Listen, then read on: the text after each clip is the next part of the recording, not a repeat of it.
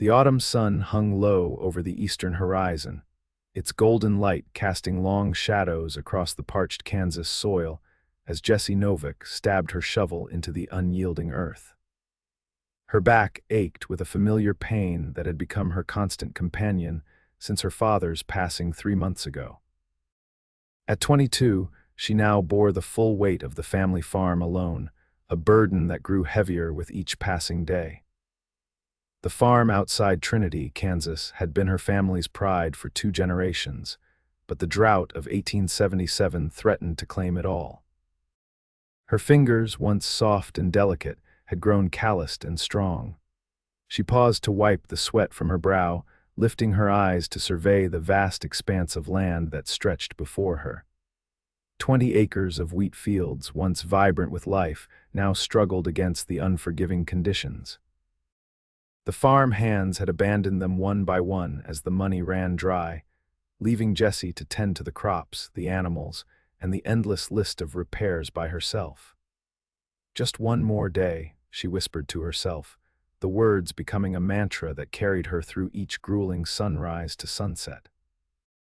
Just one more day and something will change. The wind picked up, carrying the scent of distant rain that would likely pass them by as it had for weeks. Jessie tightened the knot of her kerchief and returned to her work, determined to prepare at least another acre before darkness fell. Her mother watched from the porch of their modest farmhouse, confined by her rheumatism to serving as a silent witness to her daughter's struggle. As the light faded, Jessie reluctantly gathered her tools. Tomorrow would bring the same challenges, the same insurmountable tasks that seemed to multiply with each passing hour. She had written to her uncle in St. Louis, hoping he might send help or money, but his reply had been discouraging. Times were hard everywhere. Sleep came in fitful bursts that night, her muscles protesting each slight movement. When she finally drifted off, her dreams were filled with the memory of her father's strong hands guiding hers as they planted seeds together, his voice steady and confident as he told her about the future harvest. The rooster's crow pulled her from these comforting visions all too soon. Jessie dressed quickly, splashing cold water on her face before heading to the kitchen to prepare a simple breakfast for her mother. The older woman's eyes held a mixture of pride and sorrow as she watched her daughter move about the room. "You should sell, Jessie," her mother said softly, not for the first time. "We could move to town, I could take in mending." Jessie shook her head firmly. "This land is our legacy, Mama. I won't give up what Pa worked his whole life for." After ensuring her mother was comfortable, Jessie headed out to begin another day of seemingly endless labor. The eastern sky was just beginning to lighten, the stars gradually fading against the approaching dawn. She collected her tools from the shed, mentally calculating how much she could reasonably accomplish before exhaustion overtook her. As she approached the field she'd been preparing for the winter wheat, something caught her eye, a figure on horseback, silhouetted against the rising sun. Instinctively, she tightened her grip on the shovel she carried, her heart quickening. Strangers rarely brought good news in these parts, especially to a woman alone on a struggling farm. The rider approached slowly, deliberately, giving her time to assess the threat. He sat tall in the saddle, his broad shoulders and the distinct shape of a cowboy hat visible, even in the dim light. As he drew nearer, she could make out more details, a strong jaw dusted with stubble, eyes that seemed to reflect the pale blue of the morning sky, and clothes that bore the dust of long travels. He pulled his horse to a stop a respectful distance away, removing his hat in a gesture of courtesy. "Morning, madam," he called out, his voice deep but gentle. "Name's Isaac Vance. I'm looking for work." Jessie straightened, her chin lifting slightly. "There's no work here, Mr. Vance. This farm barely sustains itself."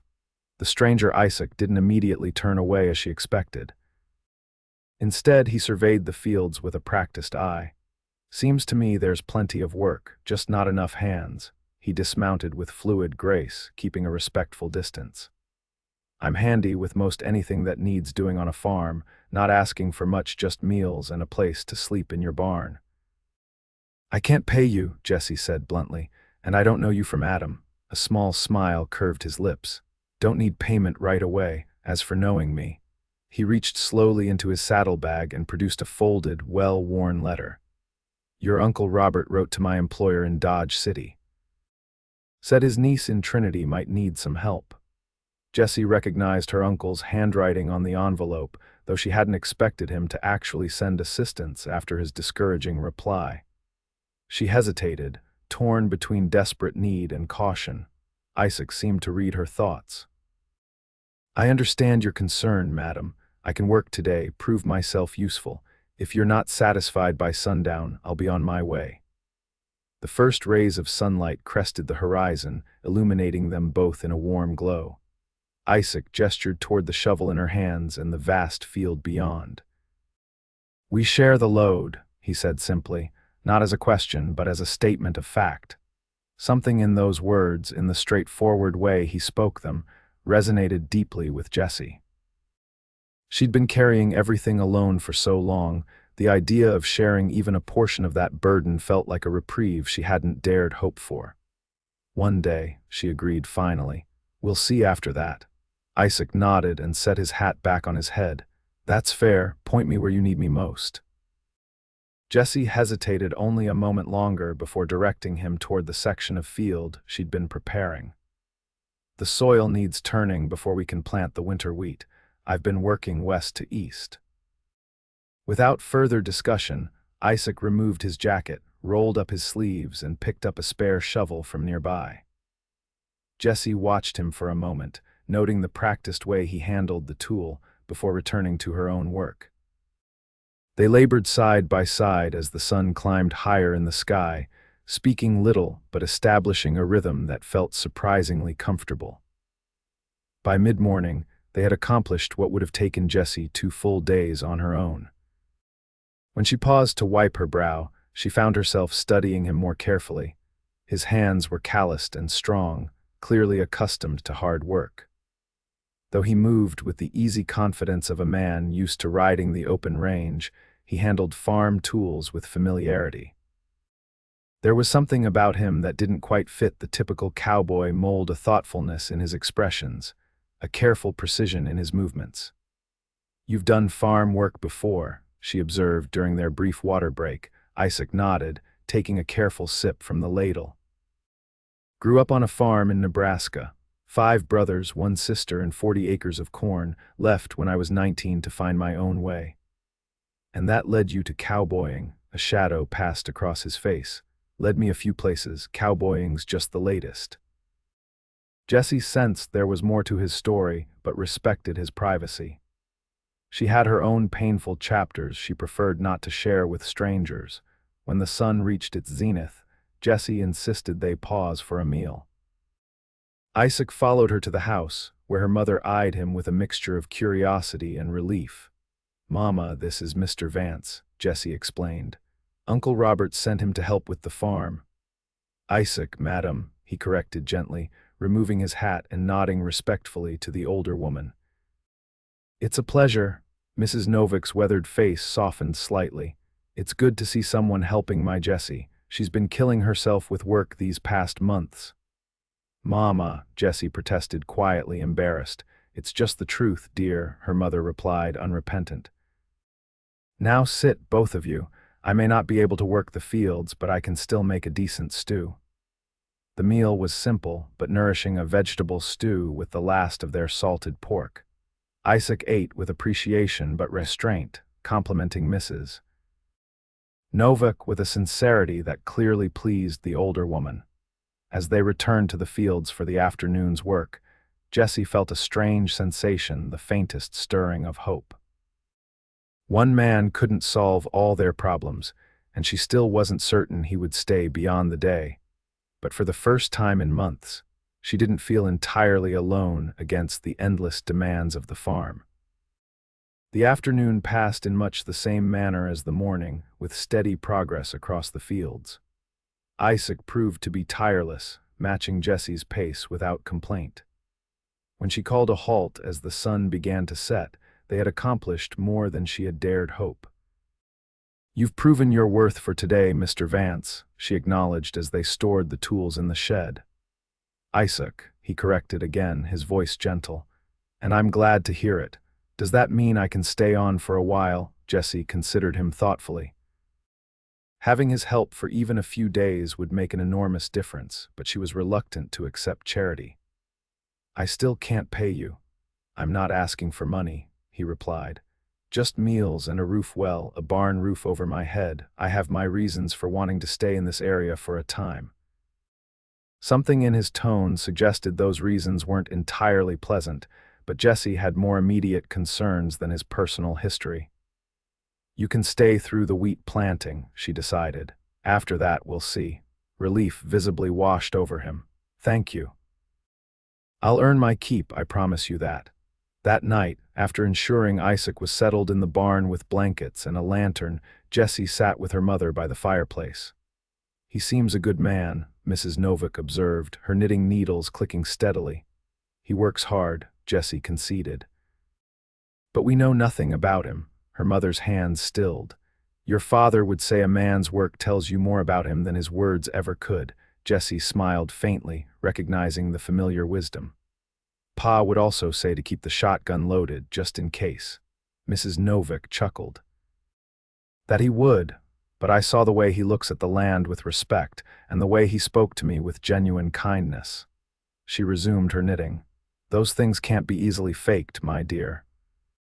That night, Jessie slept more soundly than she had in months, her body aching but her mind slightly unburdened by the knowledge that tomorrow's tasks would be shared. The next morning, she woke before dawn as usual, but found Isaac already in the yard, drawing water from the well. He had clearly been up for some time, having already fed the animals and mucked out the stables. "Good morning," he greeted her, his breath visible in the chilly air. "Hope you don't mind, I'm used to early starts." Jessie shook her head, secretly impressed. "Not at all. Thank you for seeing to the animals." They fell into a routine over the next few days. Each morning, they would work the fields together until midday, break for a meal with Mrs. Novak, then continue until dusk. In the evenings, Isaac would tend to repairs around the farm that Jessie had been forced to neglect, fixing loose boards on the porch, patching the barn roof, mending fences. On the fourth day, as they were planting the winter wheat, a sudden cry from the farmhouse sent Jessie running. She found her mother on the floor of the kitchen, her face contorted with pain. "It's my hip," Mrs. Novak gasped, "gave way when I was reaching for the flour." Isaac appeared in the doorway moments later, assessing the situation quickly. "We need to get her to bed," he said. Without waiting for permission, he gently lifted the older woman, carrying her with surprising tenderness to her bedroom. "I'll fetch Dr. Wilson from town," he offered once Mrs. Novak was settled. Jessie nodded gratefully, torn between staying with her mother and the knowledge that the doctor was needed.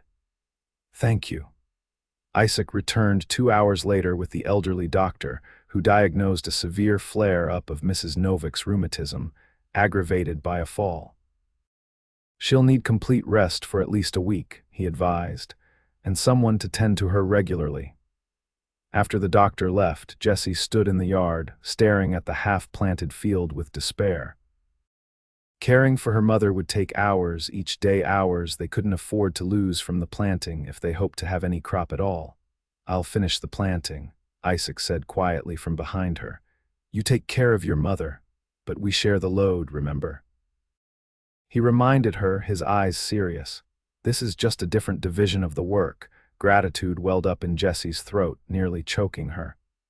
"Thank you," she managed. For the next week, Isaac worked the fields alone while Jessie cared for her mother. Each evening, he would inquire about Mrs. Novak's condition before giving Jessie a detailed report on the farm's progress. He never complained about the extra work, nor did he act as though he was doing them a special favor. It was simply what needed to be done, as Mrs. Novak began to recover. Jessie was able to return to the fields for part of each day. She noticed that Isaac had not only completed the wheat planting, but had also begun preparations for spring crops, planning rotations that would help restore nutrients to the soil. "You know a lot about farming for a cowboy," she commented one afternoon as they worked side by side again. Isaac's hands stilled momentarily. "Like I said, I grew up on a farm." After a pause, he added, "Truth is, I've always preferred it to driving cattle. There's something about coaxing life from the soil that satisfies me in a way that cowboying never has." "Then why leave your family's farm?" His expression grew distant. "Too many sons, not enough land. My older brother stayed, the rest of us had to find our own paths." He resumed digging. "And you, did you always want to be a farmer?" Jessie considered the question. "I always wanted to be here," she said finally. "This land, this home, it's part of me. I just never expected to be doing it alone." Isaac nodded in understanding. "Loss changes our paths in ways we can't predict." The simple acknowledgement of her grief, without pity or platitudes, touched Jessie deeply. For the first time since her father's death, she felt truly seen in her struggle. As October gave way to November, the wheat sprouted in neat rows across the fields, tiny green shoots defying the increasingly cold nights. Mrs. Novak recovered enough to resume her household duties, though she moved more slowly than before. The immediate crisis of planting was past, but winter preparations consumed their days stocking firewood, preserving the last garden vegetables, repairing tools, and preparing the barn for the harsher weather ahead. Through it all, Isaac remained, his presence becoming such a natural part of their daily life that Jessie could hardly remember how they had managed without him. His temporary arrangement had extended without formal discussion, each day flowing into the next with unspoken agreement that he was needed. One evening, as an early winter storm lashed at the windows, the three of them sat around the fireplace after dinner. Mrs. Novak had retired to her rocking chair with her knitting while Jessie mended a tear in one of her work dresses. Isaac sat on the floor near the hearth, carefully repairing a harness strap by the light of the fire. "You know, Mrs. Novak said suddenly, breaking the comfortable silence, "Christmas will be here before we know it. First one without your father." Her voice held a wistful note that tugged at Jessie's heart. "We'll make it special, Mama," Jessie assured her, though she had no idea how they would manage any kind of celebration with their limited resources. Isaac looked up from his work. "When I was growing up, we never had much for presents, but my mother always made sure we had music. My sister played the fiddle and we'd sing carols together." "Do you play, Isaac?" Mrs. Novak asked. He smiled, a hint of shyness crossing his features. "A bit of harmonica, nothing fancy." "Jessie plays the piano," Mrs. Novak said with maternal pride, "or she used to before." "Before there was no time for such things," Jessie finished quietly. The old upright piano in the corner of the room had been silent for months.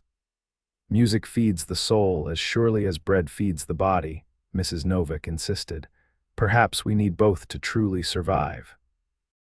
That night, after Isaac had returned to his quarters in the barn and her mother had gone to bed, Jessie found herself drawn to the piano. Dust had settled on its polished surface, and the bench creaked as she sat. Her fingers hovered over the keys hesitantly before pressing down, the notes slightly out of tune but still beautiful in the quiet house. She played softly, a simple folk melody her father had loved. The music filled an emptiness inside her that hard work had temporarily masked but never healed. Tears slipped down her cheeks as she played, not just for her father, but for herself, for the girl she had been before responsibility had claimed every moment of her life. When the last note faded, she became aware of a presence and turned to find Isaac standing in the doorway, watching her with an expression that made her breath catch. "I'm sorry," he said quickly. "I came back for my gloves and heard the music. I didn't mean to intrude." "It's all right," she assured him, suddenly self-conscious about her tear-stained face. "It was beautiful," he said simply, "like something from another world." "Sometimes it feels that way," she admitted. "Like beauty belongs to a life I no longer have time for." Isaac stepped into the room, his movements careful as if approaching something precious. "Beauty isn't a luxury, Jessie. It's a necessity, especially when life is at its hardest." The use of her first name, so natural in that moment, created an intimacy between them that neither acknowledged aloud. He retrieved his gloves from where he'd left them and bid her good night with a gentle nod. After he left, Jessie remained at the piano, her fingers trailing over the keys thoughtfully. Something had shifted between them, something tender and fragile and frightening in its possibility. The next morning brought clear skies and bitter cold. They worked efficiently, their breaths forming clouds in the frigid air as they completed the final preparations for winter. By silent agreement, neither mentioned the moment they had shared the night before. Yet Jessie was acutely aware of every accidental brush of their hands, every shared glance. That afternoon, as they chopped wood together, Jessie finally asked the question that had been growing in her mind. "Isaac, why did you really come here?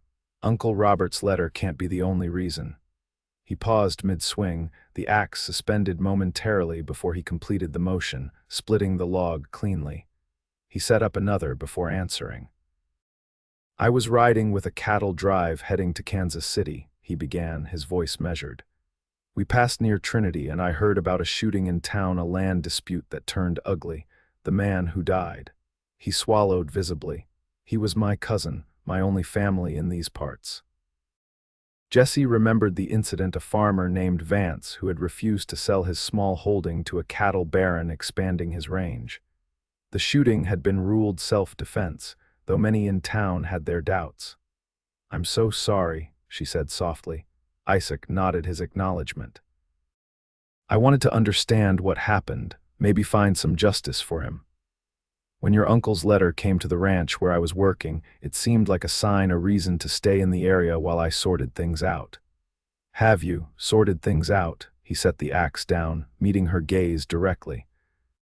"Not entirely, but I've learned enough to know that pursuing it further would likely only lead to more bloodshed.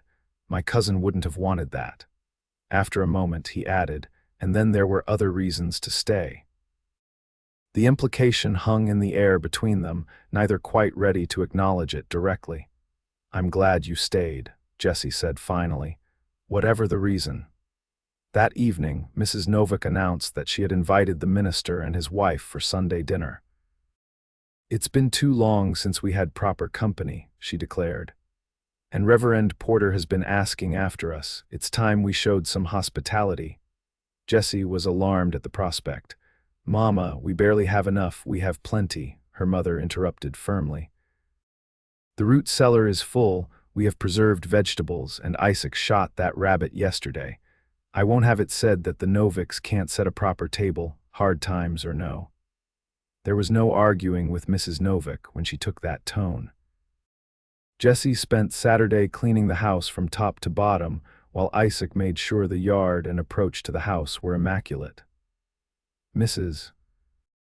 Novak supervised the preparation of bread and pies from her seat at the kitchen table, her hands still skilled at directing if not always able to do the work themselves. Sunday dawned bright and cold. Jessie, dressed in her one good dress, a deep blue wool that had belonged to her mother in younger days, altered to fit her slimmer frame. When she entered the kitchen to help with final preparations, she found Isaac there in clean, pressed clothes she hadn't seen before, his hair neatly combed and his face freshly shaved. He looked up as she entered, and something in his expression made her suddenly aware of how she looked not as the work-worn farmer in men's trousers and shirt sleeves, but as a young woman in a dress that brought out the blue of her eyes. "You look." He started, then seemed to lose his words. "Presentable," she suggested with a small smile. "Beautiful," he corrected quietly. Before she could respond, Mrs. Novak called from the front room, breaking the moment. The rest of the day passed in a flurry of activity, church service in town, where Jessie was uncomfortably aware of the curious glances directed at Isaac beside them in the pew. Then the return home to prepare for their guests.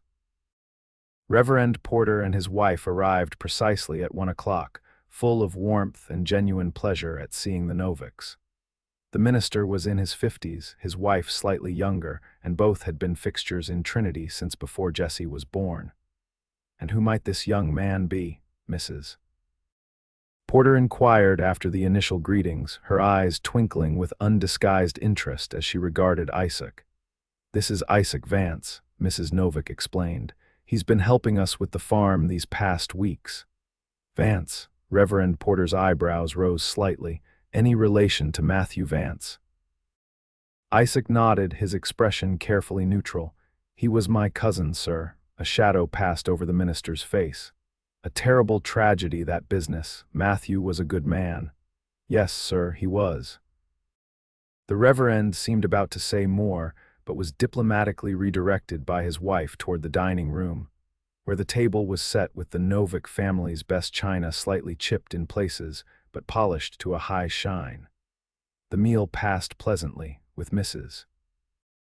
Novak clearly enjoying the opportunity to engage in social conversation after months of relative isolation. Jessie remained somewhat quiet, contributing when necessary but mostly observing the easy way Isaac conversed with their guests, showing an education and manner that spoke of more than just his farming background. After the meal, while Mrs. Novak showed Mrs. Porter her latest quilting project, the Reverend drew Isaac aside. Though they spoke in low voices, Jessie could hear parts of their conversation from where she was clearing the table. "Sheriff believes the matter is closed," the minister was saying. "But if you're seeking the truth, you might speak with Thomas Garrett. He was there that night, though he didn't come forward officially."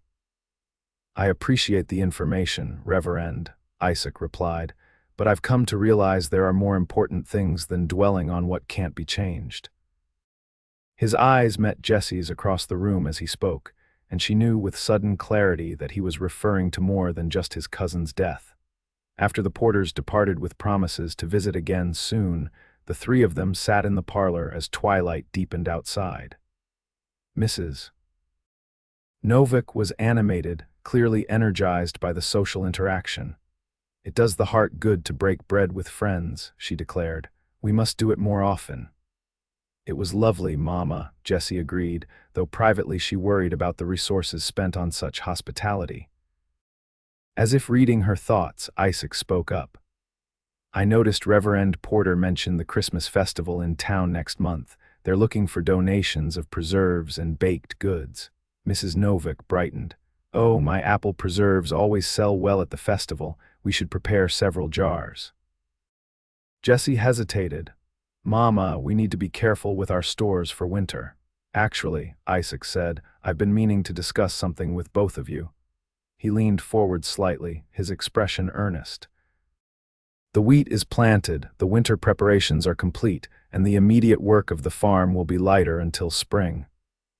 "That's true," Jessie acknowledged cautiously. "I've heard the mercantile in town is looking for help through the holiday season, extra hands to handle the increased trade." He looked directly at Jessie.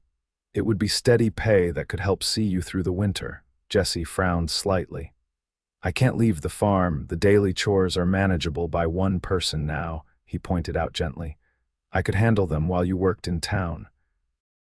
The extra income would make a significant difference. Mrs. Novak was nodding enthusiastically. "That's an excellent idea. Mr. Peterson at the mercantile has always thought highly of you, Jessie. I'm sure he'd be pleased to have your help." Jessie considered the suggestion, torn between pride and practicality. The truth was, they desperately needed the additional income, and Isaac was right that the farm work was less demanding during winter months. "I'll speak to Mr. Peterson tomorrow," she decided finally. True to her word, Jessie rode into Trinity the next morning. The mercantile owner was indeed delighted by her offer of help, having known her father well and held the family in high regard. They agreed she would work 5 days a week until after New Year's, with Sundays and Wednesdays free for farm matters. The new arrangement required adjustments from all of them. Jessie rose before dawn to help with essential chores before riding to town, returning at dusk to share a late dinner with Isaac and her mother. Isaac took on the bulk of the daily farm work, while Mrs. Novak, with her health improving, managed the household tasks at a slow but steady pace. December arrived with a heavy snowfall that transformed the landscape into a pristine white expanse. Working at the mercantile gave Jessie a new perspective on her community. She heard the gossip, the struggles, the plans and hopes of her neighbors in a way that her isolated life on the farm had prevented. She also began to understand the changing dynamics of the region, as more cattle interests pressed against the established farms, creating tensions that occasionally erupted into conflicts like the one that had claimed Isaac's cousin. One evening in mid-December, Jessie returned home to find the house unusually quiet. A note from her mother explained that she had gone to visit a sick neighbor with the Reverend's wife and would return the following morning. Jessie found Isaac in the barn, repairing a broken sled runner by lantern light. He looked up as she entered, his face illuminated by the warm glow. "Your mother left a stew warming on the stove," he informed her. "How was town today?" "Busy," she replied, sitting on a nearby hay bale and stretching her tired feet. "Everyone's preparing for Christmas.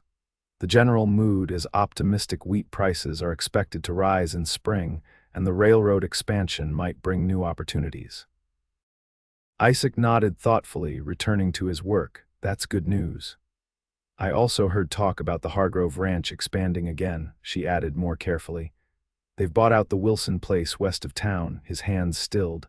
"Hargrove, that's the man my cousin refused to sell to." "Yes," Jessie confirmed softly. "He's been accumulating land for years, piece by piece. Some say he wants to control all the water access in the county eventually." Isaac was silent for a long moment, his jaw tightening visibly before he deliberately relaxed it. "That's not our concern right now," he said finally. "The farm is what matters."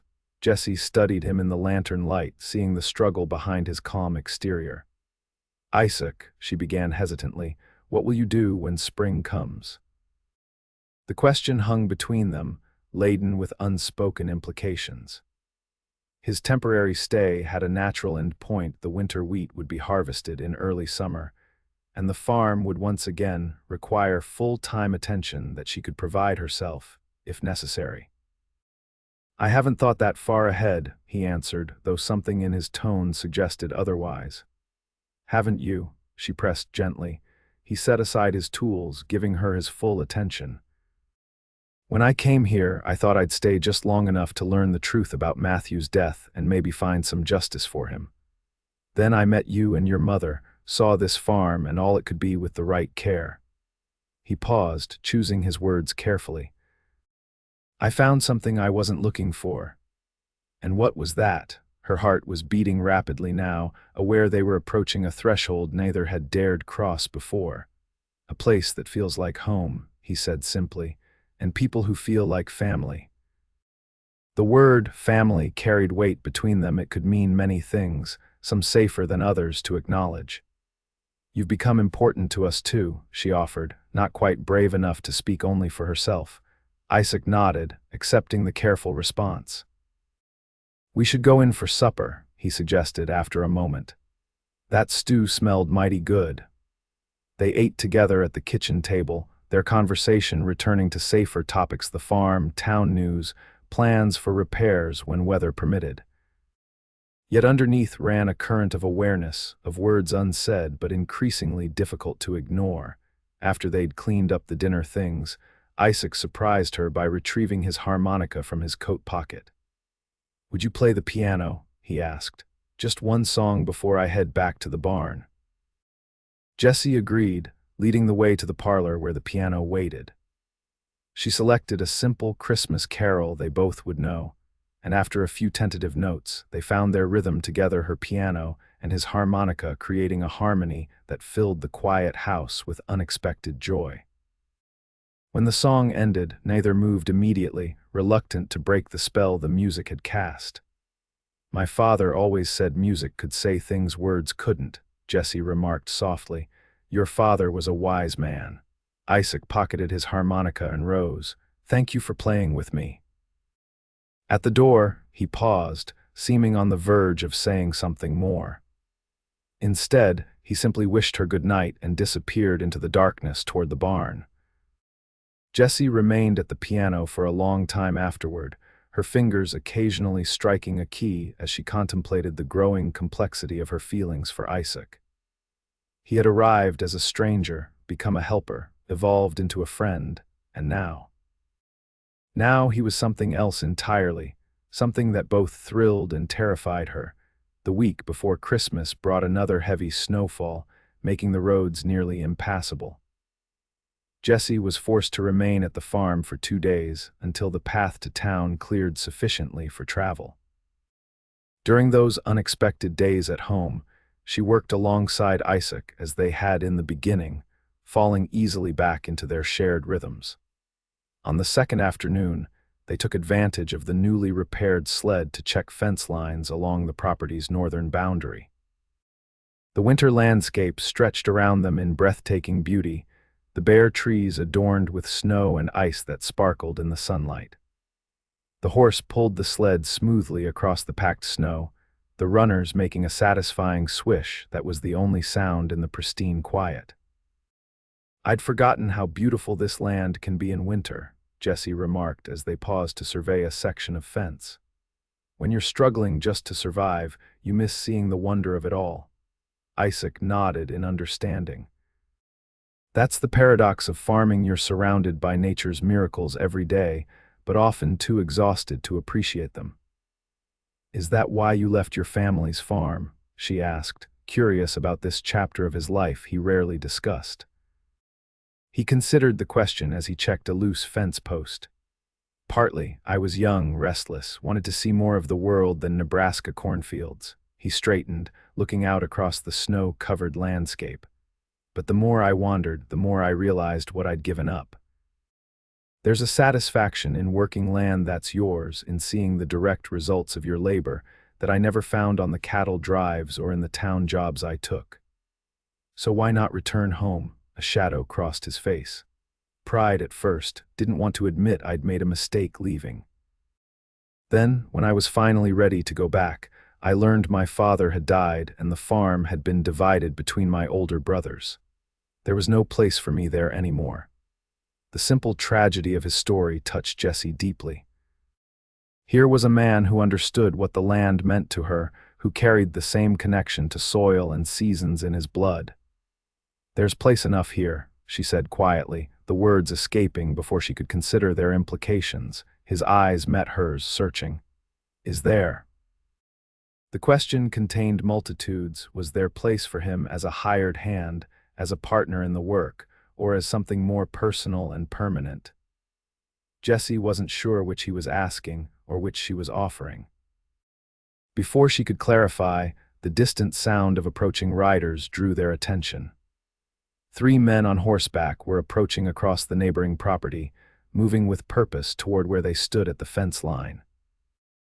Isaac's posture changed subtly, tension evident in the set of his shoulders as he recognized the lead rider. "That's Edward Hargrove," he said in a low voice. Jessie nodded grimly. She knew Hargrove by reputation, more than personal acquaintance, a wealthy cattle baron in his 40s with political ambitions, and a ruthlessness that had served him well in business, if not in earning genuine respect. The riders pulled up on the other side of the fence, Hargrove tipping his hat with exaggerated courtesy. "Miss Novak," he greeted her, "a pleasure to see you out and about. I was just showing my associates the boundaries of my newest acquisition."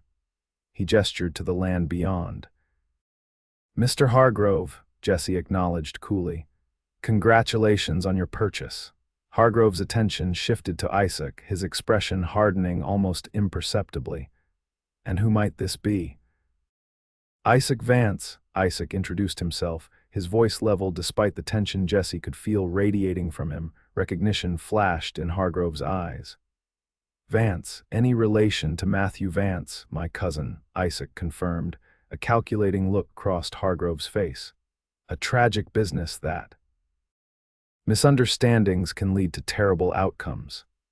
He turned his attention back to Jessie. "Miss Novak, I've been meaning to call on you. I have a proposition that might interest you regarding your property." Jessie stiffened. My farm isn't for sale, Mr. Hargrove, he smiled thinly. Everything has its price, Miss Novak. A young woman alone can't hope to manage a property of this size successfully, especially in these difficult economic times. I would offer you a fair sum enough to establish yourself comfortably in town, perhaps open a small business more suited to your capabilities. The condescension in his tone made Jessie's blood boil, but she maintained her composure. As you can see, Mr. Hargrove, I'm not alone, and I'm perfectly capable of managing my family's land. Hargrove's gaze flicked dismissively to Isaac. Temporary help, I assume. When spring comes and real work begins again, you'll find yourself overwhelmed.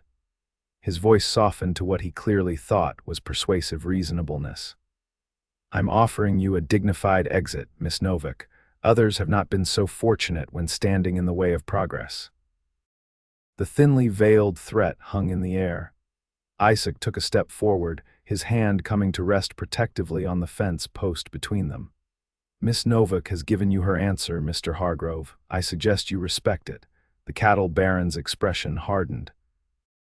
I don't believe I was addressing you, Vance. Though since you're here, I should mention that I knew your cousin quite well before his unfortunate accident. He had the same misguided stubbornness. He looked pointedly at Isaac. A family trait, perhaps. You should move on, Mr. Hargrove, Jessie interjected firmly, placing a restraining hand on Isaac's arm. We have work to finish before dark. Hargrove studied them for a moment longer before nodding curtly. Think about my offer, Miss Novak. It won't remain open indefinitely. With that, he wheeled his horse around, his companions following as they rode away. Only when they were well out of earshot did Jessie feel Isaac relax slightly beneath her hand. That man had something to do with Matthew's death, he said, his voice tight with certainty. Very likely, she agreed quietly, but proving it would be nearly impossible. He has the sheriff and half the town council in his pocket. Isaac turned to look at her, his expression troubled. He'll be back. Men like Hargrove don't take rejection well. Then he'll be disappointed again, she replied with more confidence than she felt. This land is not for sale, not to him, not to anyone. The encounter cast a shadow over their return to the farmhouse, where Mrs.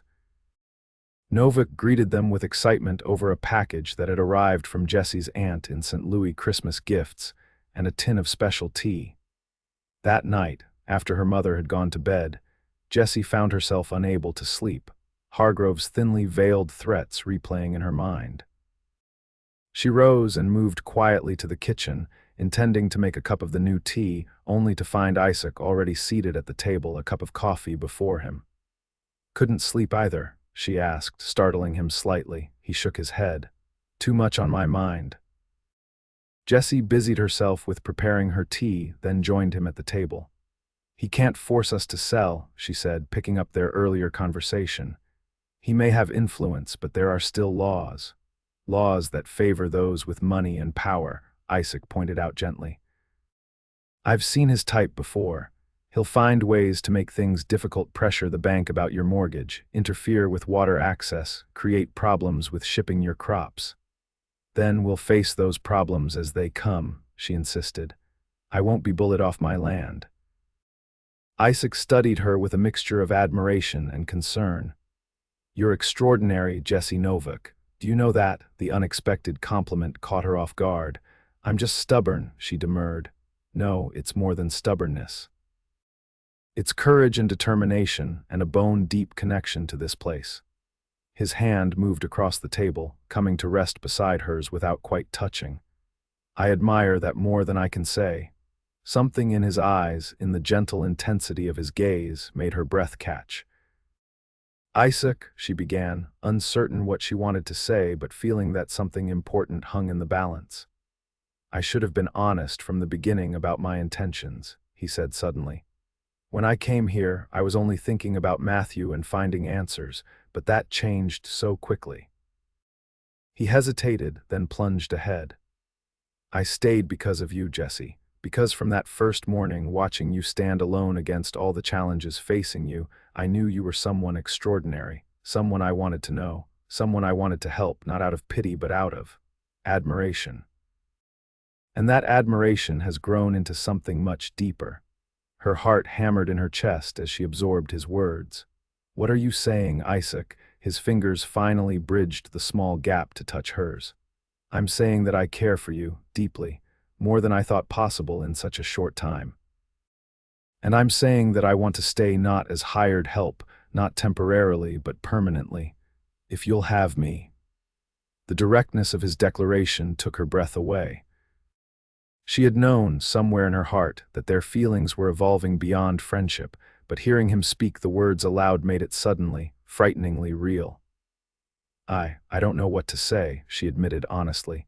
"Everything has happened so quickly," he nodded, understanding in his eyes.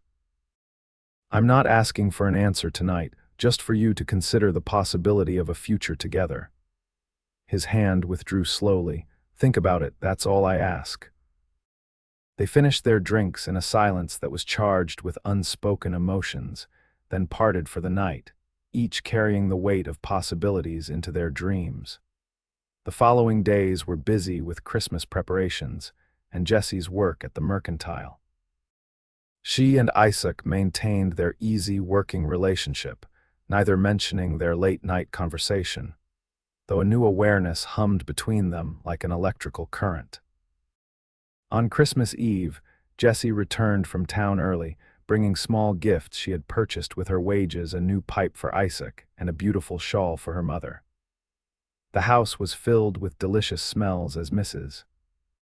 Novak prepared their holiday meal, happier and more energetic than Jessie had seen her in months. As evening fell, they gathered in the parlor where Isaac had surprised them by setting up a small pine tree, decorated with paper chains, dried berries, and a few precious glass ornaments that had belonged to Jessie's grandmother. "It's beautiful, Mrs. Novak exclaimed, her eyes shining with delight, "just like the ones we had when Jessie was small." They shared a simple but special dinner, then exchanged their modest gifts by the light of the fire and candles. Mrs. Novak had knitted a scarf for each of them, while Isaac presented them with carved wooden figurines he had made during the long evenings in the barn: a delicate bird for Mrs. Novak and a horse for Jessie, each showing remarkable craftsmanship. "These are wonderful," Jessie marveled, running her finger over the smooth lines of the wooden horse. "I had no idea you could carve like this." Isaac smiled, pleased by her reaction. "My father taught all of us boys," said idle hands led to trouble after they had opened their gifts. Mrs. Novak insisted they should have music. "It's not Christmas without carols," she declared. Jessie moved to the piano while Isaac took out his harmonica. They played together, their music filling the warm room as Mrs. Novak sang along in a sweet, wavering soprano. For those precious hours, the worries about Hargrove, the farm's future, and even the complexity of their own feelings receded, replaced by simple joy in each other's company. Later, after Mrs. Novak had retired to bed, Isaac and Jessie sat together by the dying fire. The house was quiet except for the occasional pop from the embers and the distant howl of winter wind. "Thank you," Jessie said softly, "for making this Christmas special. I was dreading it our first without Pa, but you've helped make it beautiful instead of sad." "Your father is still here," Isaac replied thoughtfully. "In this house he built, in the land he loved, in you and your mother. I can feel his presence in every corner of this farm." The observation touched Jessie deeply. "Yes," she agreed, "that's exactly right." They sat in comfortable silence for a moment before Isaac spoke again. "Have you thought any more about what I said the other night?" Jessie had thought of little else, turning his words over in her mind during quiet moments at the mercantile, while lying awake at night, while performing the routine tasks that allowed her mind to wander. "I have," she acknowledged, "but I'm afraid, Isaac." "Of what?" "Of making a decision based on gratitude or necessity rather than—" She hesitated, searching for the right word. "Rather than love," he supplied gently. "Yes." She met his gaze directly. "You came when I needed help desperately. You've been my salvation these past months." How do I know what I feel isn't just gratitude? Isaac considered her words thoughtfully. That's a fair question, he conceded, and I wouldn't want you to confuse the two. He shifted slightly, turning more fully toward her. Perhaps we need time where the farm isn't in crisis, where you're not dependent on my help. Time to discover what's between us when necessity isn't driving our choices. His understanding relieved her. Yes, that's exactly it. Then that's what we'll do, he decided. When spring comes and the wheat is established, I'll find work nearby, not here on the farm, but close enough that we can continue to know each other under different circumstances. The solution was logical, considerate, and showed a respect for her feelings that only deepened her growing affection for him. "Thank you for understanding," she said softly.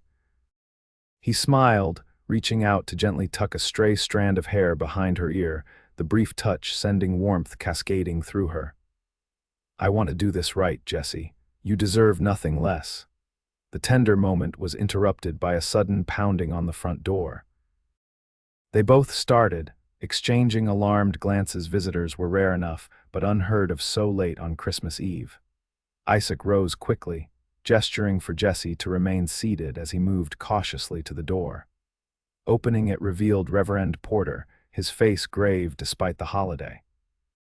"Isaac, Jessie, forgive the intrusion, but I felt you should know immediately," the minister said, stepping inside and removing his snow-dusted hat. "There was a fire in town tonight. The mercantile, it's completely destroyed." "What?" Jessie gasped, rising to her feet. "How?" "Mr. Peterson is always so careful with the stoves and lamps." Reverend Porter's expression grew even more somber. "The sheriff believes it wasn't accidental. There were signs of forced entry at the back door." He hesitated. "There's talk that it might be connected to Hargrove's efforts to pressure certain business owners. Mr. Peterson was vocal in his support of the small farmers against the cattle interests." Isaac's jaw tightened. "And my job at the mercantile was helping keep the farm afloat through winter," Jessie added, the implications clear. "I can't speak to motivations," the Reverend said carefully. "I only know what I heard, but I thought you should be aware, given your encounter with Hargrove recently." He looked pointedly at Isaac. "Thomas Garrett sent word that he'd like to speak with you, says it concerns your cousin. Where can I find him?" Isaac asked immediately. "He works at the livery, said he'd be there tomorrow morning despite the holiday." The minister replaced his hat. "I should get back to my wife. I just wanted to make sure you were informed." After Reverend Porter departed, Isaac paced the room, tension evident in every line of his body. "This is no coincidence," he said. "First he threatens us directly, then the mercantile burns days later." "We don't know for certain it was Hargrove," Jessie pointed out, though she didn't really believe otherwise. "I'll speak with Garrett tomorrow," Isaac decided. "If he knows something about Matthew's death, it might help us understand what we're dealing with." "I'll go with you," Jessie said immediately. Isaac shook his head. "It might be dangerous. Hargrove clearly isn't above using violence to get what he wants." "This is my fight too," she insisted. "My farm, my future. I won't be left in the dark while you face this alone." He studied her determined expression for a long moment before nodding reluctantly. "We'll go together then, first thing in the morning." They explained the situation to Mrs. Novak over breakfast the next day. Though clearly concerned, she supported their decision to seek out Thomas Garrett. "The truth is always better than uncertainty," she said. "Just be careful, both of you." Trinity was quiet on Christmas morning, most businesses closed for the holiday. The charred remains of the mercantile stood as a stark reminder of the previous night's destruction. The acrid smell of smoke still hanging in the air despite the fresh snow that had fallen overnight. The livery was open, as horses needed tending regardless of holidays. They found Thomas Garrett mucking out stalls, a slight man in his 30s with a perpetual stoop and watchful eyes. He straightened as much as his curved spine allowed when he saw Isaac. "You must be Matthew's cousin," he said without preamble. "Got the look of him about you." Isaac nodded. "Reverend Porter said you wanted to speak with me." Garrett glanced nervously toward the livery entrance before gesturing them deeper into the building, away from potential observers. "I was there," he said in a low voice. "The night Matthew died. Saw the whole thing from the alley beside the saloon." "You never came forward," Isaac noted, his voice carefully neutral. "Couldn't afford to," Garrett replied bluntly. "Got a wife, 3 little ones, need this job." "What did you see?" Jessie prompted gently. Garrett ran a hand through his thinning hair. "It wasn't self-defense like they claimed. Matthew wasn't even armed. Hargrove's man Jenkins called him out, accused him of trespassing on Hargrove land. Matthew denied it, said he had witnesses that he'd been in town all day. Words were exchanged, getting heated. Then Jenkins just drew and fired, no warning, no provocation beyond the argument. Isaac's face had grown pale as he listened. And the sheriff ruled it self-defense. Sheriff's in Hargrove's pocket, Garrett said with a shrug, as if stating the obvious. Found a knife on Matthew's body, afterward one I know for certain wasn't his when the shooting started. The implications were clear evidence had been planted to support the self-defense claim. Isaac's hands clenched at his sides. Why tell me this now? Because Hargrove's getting bolder. That fire last night wasn't the first. There've been other accidents, people who stood against him. Garrett looked at Jessie. Heard he approached you about selling. When I saw you two in town together, I figured you should know what you're up against. Thank you for your honesty, Jessie said sincerely. Would you be willing to testify to what you saw if we brought in a federal marshal? Garrett's face closed immediately. I told you because you deserved to know, but I can't put my family at risk. Hargrove would make sure I never worked again in this county if I lived long enough to try. He hesitated, then added reluctantly, but I wrote it all down, every detail, and left the statement with Reverend Porter. Told him to keep it sealed unless something happened to me or Matthew's killer was brought to justice through other means. It was a small comfort, but better than nothing. They thanked Garrett and left him to his work, walking slowly back through town as they processed what they'd learned. This changes nothing and everything, Isaac said finally. I suspected Hargrove was behind Matthew's death, but having it confirmed, he shook his head. He's murdered once to get land he wanted. He won't hesitate to do it again. Jessie slipped her hand into his, drawing strength from the contact. What do? We need help, official help from someone Hargrove can't control. Isaac's expression was resolute. I have a friend from my cattle driving days who became a U.S. Marshal. He's stationed in Topeka now. I could write to him, explain the situation. How long would that take? Weeks, most likely, for the letter to reach him and for him to respond or travel here. Isaac squeezed her hand gently. In the meantime, we need to be exceptionally careful. The rest of the day passed quietly, their Christmas celebrations subdued by the morning's revelations. Isaac wrote his letter to the marshal that evening, detailing everything they had learned from Thomas Garrett along with Hargrove's thinly veiled threats against the Novak farm. January arrived with bitter cold and a sense of unease that permeated the farm. Jessie found temporary work helping the dressmaker in town, replacing her lost position at the mercantile. The routine of the farm continued, feeding animals, making repairs when weather permitted, planning for spring planting, but always with a watchfulness that hadn't been necessary before. 2 weeks after their conversation with Garrett, Isaac rode to Trinity to mail his letter to the marshal and pick up supplies. He returned later than expected, his expression troubled. Garrett's gone, he announced as he entered the kitchen where Jessie and Mrs. Novak were preparing dinner. Apparently left town suddenly 3 days ago. His wife claims they received an unexpected inheritance from a distant relative, necessitating immediate travel to Illinois. You don't believe it, Jessie observed, reading his skepticism. I spoke with the Reverend. Garrett came to him the night before he left, agitated and afraid, asked him to remember their arrangement about the sealed statement. Isaac hung his coat by the door. The timing is too convenient. Hargrove discovered he spoke to us, Mrs. Novak concluded grimly. Isaac nodded. Most likely. But whether he threatened him or actually did buy him off with enough money to leave town, we can't know. The implications were clear. Their potential witness was gone, and with him, much of their hope for justice through official channels. Even if the marshal came, Garrett's written statement wouldn't carry the same weight as his personal testimony.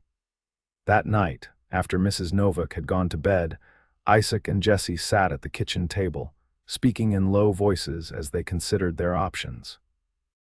"We could sell and leave," Jessie suggested, though the words felt like betrayal even as she spoke them. "Start fresh somewhere else." Isaac shook his head firmly. "Running won't solve this. Hargrove would just move on to the next farmer and the next. He needs to be stopped." "But how?" "We have no proof that will stand in court, no witness willing to testify." "Perhaps we need to think differently," Isaac mused. If enough farmers and small business owners stood together against him, he couldn't threaten or buy off everyone. The idea took root, growing over the following days as they carefully approached trusted neighbors and friends in town. Many had their own stories of Hargrove's intimidation tactics, though most were reluctant to take any action that might make them targets. By mid-January, they had identified a small group willing to meet secretly the blacksmith, whose business had suffered when Hargrove directed his ranch hands to use services in the next county instead. Two neighboring farmers who had experienced mysterious cattle stampedes through their crops, and the widow who ran the town's only restaurant, recently pressured to sell her prime location on the main street. They gathered one evening in the Novak barn, speaking in hushed tones despite the remote location.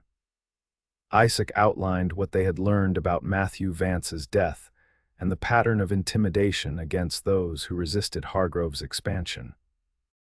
"The problem is evidence," the blacksmith, a burly man named Anderson, pointed out.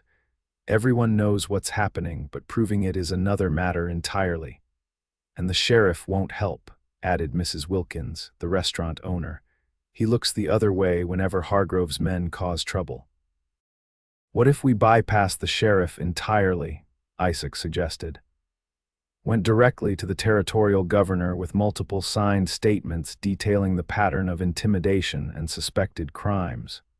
The group considered this approach, weighing the risks against the potential benefits. By the meeting's end, they had agreed to document their experiences and gather again in 2 weeks' time with their written statements. As January turned to February, the wheat beneath the snow continued its dormant growth, gathering strength for spring. Similarly, the coalition against Hargrove expanded quietly, adding 3 more members from surrounding farms and a clerk from the land office who had witnessed questionable transactions. Hargrove, meanwhile, seemed to sense the shifting tide. His men were seen more frequently riding along the boundaries of farms he coveted, their presence a silent reminder of his interest and power. When Jessie visited town for supplies, she often felt eyes following her movements, reporting back to their employer. One evening, returning from the dressmaker's shop where she had been working, Jessie found Isaac unusually agitated. He paced the kitchen as Mrs. Novak watched with concern. "What's happened?" Jessie asked immediately. "Jenkins was in town today, Hargrove's foreman, the man who killed Matthew," Isaac explained, his voice tight. "He made a point of finding me, said Hargrove wants to meet with us tomorrow, claims he has a generous new offer for the farm." "We've already declined his offers," Jessie said firmly. This felt different, like an ultimatum rather than a negotiation. Isaac stopped pacing to look directly at her. "I think we're running out of time. The coalition is growing, and he must suspect we're organizing against him." Mrs. Novak spoke up from her seat by the fire. "Perhaps you should meet with him," she suggested, surprising both of them. "Hear what he has to say. It costs nothing to listen and might give us insight into his plans." Jessie and Isaac exchanged glances, silently acknowledging the wisdom in her words. "We'll go together," Jessie decided. "Show him we're united." The meeting was set for noon the following day at Hargrove's ranch house, an imposing 2-story structure that stood as a symbol of his wealth and influence in the region. As they approached on horseback, Jessie was struck by the contrast between this opulent home and the modest farms he so eagerly sought to absorb. Jenkins met them at the door, his narrow face betraying no emotion as he led them to Hargrove's study. The cattle baron rose from behind an ornate desk as they entered, offering a smile that didn't reach his calculating eyes. "Miss Novak, Mr. Vance, thank you for coming. Please be seated." He gestured to leather chairs positioned before his desk. "We'll stand, thank you," Isaac replied evenly. "You said you had a new offer to discuss." Hargrove's smile tightened almost imperceptibly. "Straight to business, then. Very well." He opened a drawer, removing a document which he placed on the desk. "My previous offers have been, perhaps, insufficient given your attachment to your property, Miss Novak. I'm prepared to increase my offer by 20%, a sum that would allow you and your mother to live very comfortably for many years to come." Jessie glanced at the figure written on the document but kept her expression neutral. "Mr. Hargrove, as I've told you before, the farm is not for sale at any price. I understand sentiment, Miss Novak, truly I do, but sentiment doesn't pay mortgages or buy seed for planting." His tone remained conversational, but a harder edge had crept in. "I've recently acquired the note on your property from the bank in Trinity.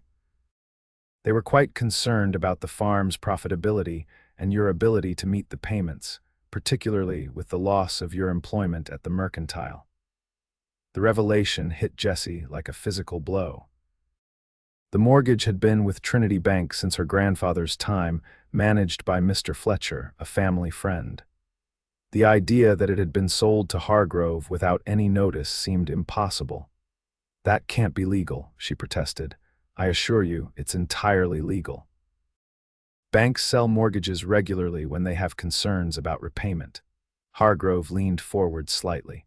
"As the new holder of your note, I could, of course, call in the full amount immediately, or," he let the word hang in the air, "I could offer you this very generous purchase price, clearing the debt entirely and leaving you with a substantial sum besides." Isaac's hand found Jessie's, squeezing gently in silent support. "We'll need to verify this claim with documentation and legal counsel," he said firmly. "Of course." Hargrove's smile returned. "I've prepared copies of all the relevant documents for your review." He produced another folder. "Take them, study them, but don't take too long. My patience and my offer have limits." As they left the ranch house, documents in hand, Jessie felt a growing sense of dread. If Hargrove truly held their mortgage, their position was far more precarious than they had realized. "We need to see Judge Williams," Isaac decided as they rode back toward Trinity. "He's the only lawyer in the county not beholden to Hargrove."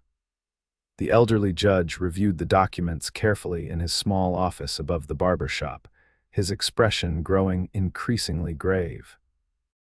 "I'm afraid these appear to be legitimate," he confirmed finally, removing his spectacles to rub his tired eyes. "Fletcher had no legal obligation to inform you before selling the note, though it was certainly a breach of the trust between banker and client." "Can he really call in the full amount without notice?" Jessie asked, her voice steadier than she felt. "There are provisions in the mortgage agreement allowing acceleration of the debt under certain circumstances." The judge flipped through the pages, including change of ownership of the note. "It's not common practice, but it is technically within his rights." "How long would we have to pay if he demanded it?" Isaac asked. 30 days is standard." Judge Williams closed the folder solemnly. "I'm sorry, Miss Novak, this is an unfortunate but legal tactic."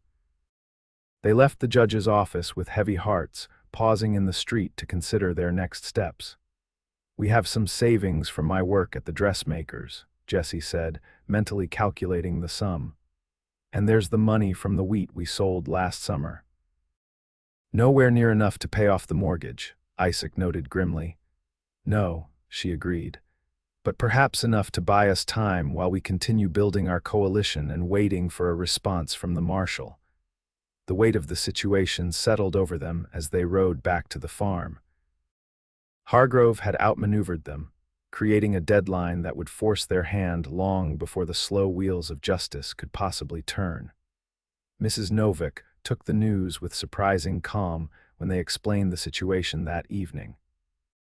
"Your father always said land was worth fighting for," she told Jessie. "But he also said no piece of earth was worth dying for. We need to be practical about our options." "I won't give up," Jessie insisted, "not without exhausting every possibility." That night, after her mother had gone to bed, Jessie found Isaac in the barn, methodically grooming his horse as if the repetitive task might help order his thoughts. "There may be another option we haven't considered," he said without preamble as she approached. "I have some savings from my years of cowboying. Not enough to pay off the mortgage entirely, but perhaps enough to negotiate an extension or partial payment." Jessie was touched by the offer but shook her head firmly. "I can't accept your money, Isaac. This isn't your burden, isn't it?" He turned to face her, his expression earnest in the lantern light. "These past months, this farm has become my home in a way nowhere else has been since I left Nebraska. You and your mother have become—" He hesitated. "You've become the family I thought I'd lost forever." The simple declaration touched something deep within her. "Isaac, let me finish," he requested gently. "That night at Christmas, I told you I wanted to give us time to know each other without necessity driving our choices, but sometimes life doesn't allow for such luxuries." He set down the brush and moved closer. "I know my own heart, Jessie. I've known it with certainty for weeks now. I love you not out of gratitude or convenience, but for the remarkable woman you are. Strong, determined, kind, and brave beyond measure." Jessie's breath caught at the directness of his declaration. "I've been afraid," she admitted softly. "Afraid that what I feel might be confused by our circumstances, but these past weeks, facing these challenges together, have shown me the truth." She reached for his hand. "I love you too, Isaac. And I'm no longer uncertain about that." The joy that transformed his face was like sunrise breaking through clouds. He drew her gently into his arms, giving her every opportunity to pull away if she wished. Instead, she moved closer, lifting her face to his as his lips found hers in a tender, questioning kiss that quickly deepened with shared emotion. When they finally separated, both slightly breathless, Isaac rested his forehead against hers. "Marry me," he whispered. "Not just to save the farm, but because we belong together. Because we're stronger facing life side by side than we could ever be apart." The proposal, so simply stated yet carrying the weight of all they had experienced together, brought tears to Jessie's eyes. "Yes," she answered without hesitation. "Yes, I'll marry you." They shared the news with Mrs. Novak the following morning, her face lit with genuine happiness as she embraced them both. "I've been watching this bloom between you for months," she confessed. "Your father would approve, Jessie. Isaac is a man cut from the same cloth, honorable, hardworking, and kind." The joy of their engagement provided a bright counterpoint to the darkness of Hargrove's threats. They agreed to a simple ceremony at the end of the week, with Reverend Porter officiating. There was no time for elaborate preparations, nor did either of them desire them. News of their engagement spread quickly through the small community. On the morning of their wedding day, Jessie was surprised by a knock at the door. She opened it to find Mrs. Wilkins from the restaurant and several other women from their coalition against Hargrove, bearing food, flowers, and a beautiful handmade quilt as wedding gifts. "We wanted to show our support," Mrs. Wilkins explained as they bustled about, helping Jessie prepare for the ceremony. "What you and Isaac are doing standing against Hargrove, bringing us all together, it's given many of us hope for the first time in years." The simple ceremony took place in the Novak parlor that afternoon. Jessie wore her mother's wedding dress, carefully altered by the dressmaker to fit her slimmer frame. Isaac, freshly shaved and wearing his best clothes, watched her approach with such unguarded adoration that she felt her heart might burst from happiness, despite the uncertain future that lay before them. Reverend Porter spoke of commitment, partnership, and facing life's challenges together, words that resonated deeply given their circumstances. When they exchanged their vows, promising to love and honor each other through whatever might come, the words felt not like social convention, but like solemn truth. Their small gathering of friends celebrated afterward with a meal that had grown surprisingly abundant through the contributions of many neighbors. Even in hard times, perhaps especially in hard times, the community found ways to mark life's important moments. That evening, after the guests had departed, and Mrs. Novak had tactfully retired early to her room, Isaac and Jessie found themselves truly alone for the first time as husband and wife. The barn had been Isaac's residence for months, but they had prepared the small second bedroom in the farmhouse, unused since Jessie's childhood, as their shared space. There was an initial awkwardness, born of new intimacy and the weight of expectation, but it dissolved quickly in the genuine affection and attraction that had been building between them for months. Their coming together was tender and passionate, a physical expression of the commitment they had made before friends and family hours earlier. Afterward, lying together in the peaceful darkness, Jessie traced the contours of her husband's face with gentle fingers. "Whatever happens with Hargrove, with the farm, I don't regret this," she whispered. "Finding you has been worth all the hardship." Isaac caught her hand, pressing a kiss to her palm. "We'll find a way through this," he promised, "together." The following morning brought a new reality. They were now husband and wife, partners in every sense, facing whatever challenges lay ahead as a united front. They worked side by side as always, but with a new ease born of their deepened commitment. 3 days after the wedding, a rider approached the farm, not one of Hargrove's men, but a stranger wearing the distinctive badge of a U.S. Marshal. Isaac recognized him immediately, striding forward to greet his old friend with a relieved smile. "James," he called. "I wasn't sure my letter had reached you." Marshal James Cooper dismounted, clasping Isaac's hand warmly before tipping his hat to Jessie. "Got your letter last week. Sounds like you found yourself in quite a situation." He glanced around the farm appreciatively. "And quite a home. Congratulations on your marriage, by the way." News travels fast in small towns. Over coffee at the kitchen table, they explained the full situation to the Marshal Matthews murder, Hargrove's pattern of intimidation, the coalition they were building, and now the immediate threat of foreclosure. Cooper listened attentively, asking occasional questions that revealed a sharp legal mind beneath his frontier exterior. "The mortgage situation is civil, not criminal," he noted when they had finished. "Not something I can intervene in directly. But the murder and intimidation, that's another matter. Garrett's written statement is with Reverend Porter," Isaac explained, "but without him here to testify in person." "It's helpful but not conclusive," Cooper agreed. "We need more. Hargrove's foreman, Jenkins, he's the key. If we could get him to talk, confirm that Hargrove ordered Matthews' killing." "He's completely loyal to Hargrove," Jessie pointed out.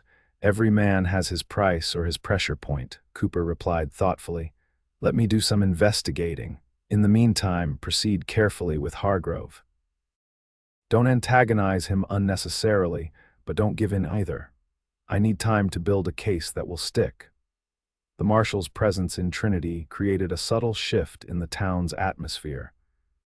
Though he claimed to be merely passing through on official business, his frequent conversations with various citizens and his obvious connection to Isaac did not go unnoticed. Hargrove reacted predictably, summoning Isaac and Jessie to another meeting at his ranch a week after Cooper's arrival. His usual smooth demeanor showed cracks of irritation as he confronted them in his study. "I understand congratulations are in order," he began, his smile not reaching his eyes. "Though I must say, Miss Novak, Mrs. Vance now, I suppose the timing seems rather convenient. A hasty marriage to a man who appeared out of nowhere just months ago." "My personal life is not your concern, Mr. Hargrove," Jessie replied coolly. "Have you called us here to discuss the mortgage?" His smile tightened. "Indeed, your 30 days begin today." He pushed a formal notice across the desk. The full amount is due by March 15th. If payment is not received, foreclosure proceedings will commence immediately. Isaac picked up the document, his expression carefully neutral. We'll need to review this with legal counsel. By all means, Hargrove replied with a dismissive wave. Though I assure you, everything is in order. Oh, and I noticed your friend the marshal seems quite interested in local affairs. I trust he understands that interfering in legitimate business matters could be problematic for his career. The thinly veiled threat confirmed their suspicion that Hargrove was growing concerned about Cooper's presence. They left with the foreclosure notice, immediately taking it to Judge Williams for review. It's legitimate, the elderly lawyer confirmed after examining the document. 30 days to pay in full, as we expected. What options do we have? Isaac asked. The judge removed his spectacles, polishing them thoughtfully. You could contest it in court, argue that the acceleration clause is being applied punitively. It might buy you additional time, but the ultimate outcome would likely be the same unless you can raise the funds. They left the judge's office with heavy hearts, the written notice feeling like a physical weight in Jessie's hand. We need to meet with the coalition, she decided. Perhaps together we can find a solution. That evening, as members of their group gathered once again in the Novak barn, Marshal Cooper joined them, listening silently as they discussed their limited options. When everyone had spoken, he stepped forward. I've been making inquiries around town, he began, and I've uncovered something interesting about Jenkins, Hargrove's foreman. Seems he has a brother serving time in Leavenworth Prison, convicted of robbery 3 years ago. Jenkins has been trying to get his sentence reduced, paying for lawyers, petitioning the governor. How does that help us? The blacksmith asked skeptically. As a federal marshal, I might have some influence in such matters, Cooper explained. Enough to offer Jenkins a compelling reason to tell the truth about Matthew Vance's death and Hargrove's other activities. A murmur ran through the group, hope mingled with apprehension. Hargrove would kill him if he testified, Mrs. Wilkins pointed out. Not if he's in protective custody, Cooper countered, and not if Hargrove is arrested before he can give any such order. The plan took shape over the next several days. Cooper arranged a seemingly chance encounter with Jenkins in town, casually mentioning his connections to the federal prison system and his awareness of the foreman's efforts on behalf of his brother. The seed planted, he waited for Jenkins to approach him, which happened sooner than expected, just 2 days later.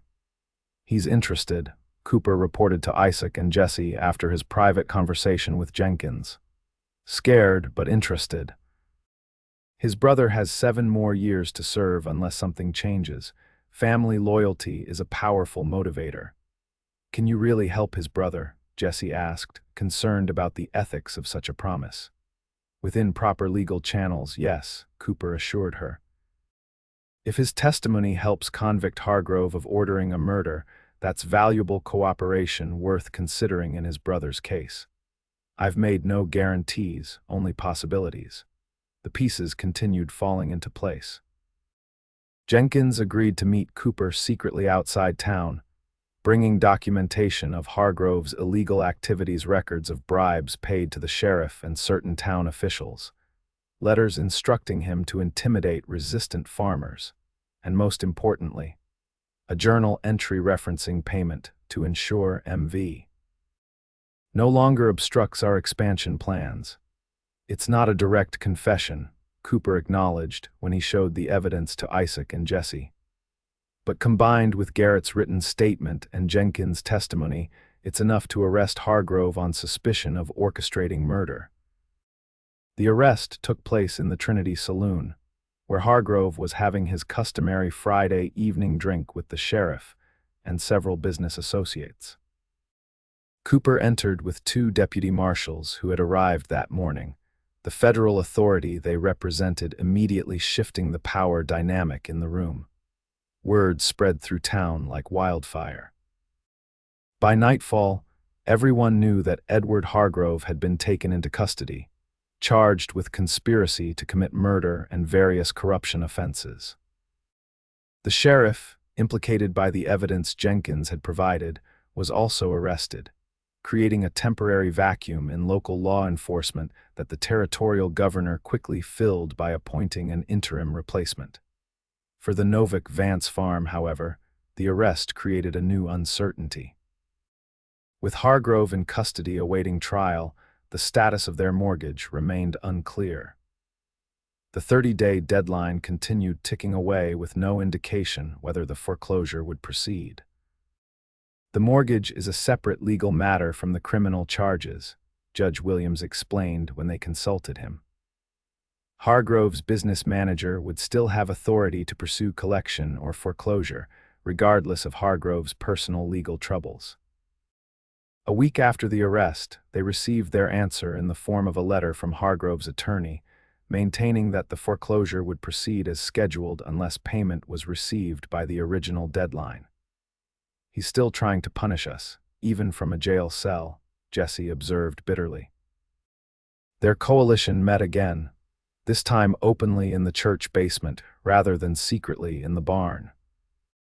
The atmosphere had changed dramatically. Relief at Hargrove's arrest mixed with continued concern for the Novak farm and uncertainty about what would happen to the many properties Hargrove had acquired. "What if we pooled our resources?" suggested one of the neighboring farmers. "Created a joint note with the bank to cover the mortgage until the wheat harvest comes in, or formed a proper cooperative," added the blacksmith. Several farms working together, sharing equipment and resources, stronger together than separate. The idea took root, growing more defined as they discussed it. By meeting's end, they had the framework of a plan, a formal agricultural cooperative that would begin with the Novak farm and 2 neighboring properties, potentially expanding to include others over time. The following days were a flurry of legal consultations, financial arrangements, and planning sessions. With Judge Williams' help, they drafted articles for the Trinity Farmers Cooperative, established a structure for shared decision-making and resource allocation, and negotiated with the bank for a new mortgage arrangement that would be backed by multiple properties, rather than just the Novak farm. "It's not just about saving our farm anymore," Jessie realized as she and Isaac discussed the developments one evening. "It's about creating something sustainable for the whole community, a way to ensure small farmers can compete with the cattle interests that have been pushing them out." "Your father would be proud," Isaac said, his arm around her shoulders as they sat on the porch watching the sunset. This land meant everything to him, but the community mattered too. 2 days before the foreclosure deadline, they received unexpected news. The governor had appointed a special administrator to oversee Hargrove's business interests during his incarceration. And this administrator was reviewing all pending actions, including foreclosures. "It's a reprieve, not a resolution," Judge Williams cautioned when delivering the news. "But it gives us time to finalize the cooperative arrangement properly." By early April, as the winter wheat began to show vibrant green across the fields and the first spring plantings were underway, the Trinity Farmers Cooperative was officially established. The Novak Vance farm formed its heart, with 2 neighboring properties initially joining and 3 more expressing interest for the following season. The mortgage was restructured under the cooperative's name, with terms that reflected the combined strength of multiple farming operations rather than the vulnerability of a single property. The special administrator, more interested in stable long-term arrangements than in Hargrove's vendetta, approved the new terms readily. As spring advanced into early summer, Hargrove's trial began in the territorial capital. Jenkins testified as promised, his evidence corroborated by documents and Garrett's written statement.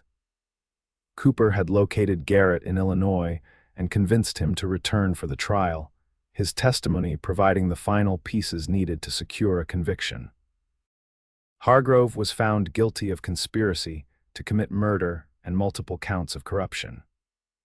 The judge, making an example of the powerful man who had considered himself above the law, sentenced him to 20 years in the territorial prison, effectively ending his influence in the region.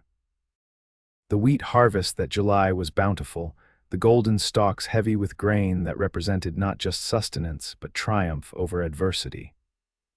Members of the cooperative worked together, sharing equipment and labor in a system that benefited all. The farm that Jessie had struggled to manage alone just a year earlier now thrived as part of a supportive community of like-minded farmers. On a warm evening in late summer, as they sat on the porch steps watching fireflies rise from the fields, Jessie leaned against Isaac's shoulder, a contentment in her heart that she hadn't thought possible during those desperate days when she'd worked the fields alone. "I have news," she said softly, taking his hand and placing it gently over her still flat stomach. "We'll be harvesting more than crops next spring." The wonder that spread across Isaac's face was like sunrise. "A baby, you're certain?" She nodded, her own joy reflected in his eyes. "Doctor Wilson confirmed it yesterday. Due in April, he thinks." Isaac gathered her into a gentle embrace, his hand still protectively covering their unborn child. "A year ago, I was a drifting cowboy with no real home or purpose beyond finding answers about my cousin's death. Now I have everything I never knew I was searching for: a wife, a farm, a community, and now a child." His voice grew thick with emotion. "I came at dawn to help with your fields, never imagining I'd find my entire future." "We share the load," Jessie reminded him, echoing the words he had spoken on that first morning. "In everything, always." As darkness settled fully over the farm, they remained on the porch, planning and dreaming. The wheat fields stretched before them, a testament to perseverance and partnership, to a love that had grown from necessity into something far more powerful and enduring than either could have imagined when fate first brought them together. The following spring, as the winter wheat once again turned the fields green with promise, their son was born, a healthy boy they named Matthew Thomas Vance, honoring both Isaac's cousin and Jessie's father. The birth was celebrated not just by their immediate family, but by the entire cooperative, a community that had grown stronger through shared challenges and triumphs. 5 years later, the Trinity Farmers Cooperative encompassed 12 properties, creating a model that was being replicated in neighboring counties. The Novak Vance farm remained its heart, now home to not just Matthew, but also his 2-year-old sister, Eleanor. On the anniversary of the day Isaac had first appeared at the farm, they always rose early to watch the dawn together, a private ritual commemorating the moment that had changed both their lives irrevocably. On this particular morning, with their children still sleeping in the house where generations of Novaks had lived before them, Isaac took Jessie's hand as the first golden rays of sunlight crested the eastern horizon. "I think about that morning often," he admitted quietly. "How close I came to riding past, continuing on to Dodge City as I'd planned. One decision, made almost on impulse, changed everything." Jessie squeezed his hand, thinking of the desperate young woman she had been, stubbornly working fields she couldn't possibly manage alone. "I almost sent you away," she reminded him. "Pride nearly cost me the greatest blessing of my life." "Not just pride," he corrected gently, "courage. The same courage that helped you stand against Hargrove, that built this cooperative. That makes you the extraordinary woman I fall in love with more deeply every day." As the sun rose fully above the horizon, they walked hand in hand toward the house where their children would soon be waking, ready to begin another day on the land that had witnessed their journey from strangers to partners, to family, a journey that had begun with a simple offer at dawn to share the load.